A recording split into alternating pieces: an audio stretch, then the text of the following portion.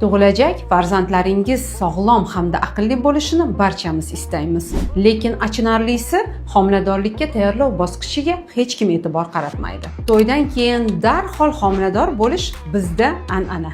Hamma yengillik kutadi, hamma sabrsiz.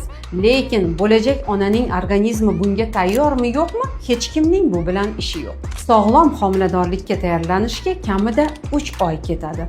Bu 3 oy ichida eng birinchi navbatda kamqonlik davolanadi. Gemoglobin me'yoriga keltiriladi. Chunki uning yetishmovchiligi homilada kuchli gipoksiyani, yo'ldosh yetishmovchiligini va hattoki turli rivojlanish nuqsonlarini keltirib chiqarishi mumkin. Organizmdagi barcha defitsitlar to'ldiriladi. Vitamin D, umumiy oqsil, kalsiy, foliy kislotasi, B guruh vitaminlari va mikroelementlar o'rni to'ldiriladi. Chunki bu moddalarning har biri homilangizning miyasidan tortib asab tizimi, yurak tizimi, qon tomir tizimi, suyak tizimi, hattoki kelajakda immunitetiga ham o'z ta'sirini ko'rsatadi. Tabiiyki, ayol organizmi homiladorlikka to'liq tayyor bo'lsa, homila yaxshi yopishadi, to'liq rivojlanadi va 9 oy mobaynida homilador ayol ham o'zini yaxshi his qiladi.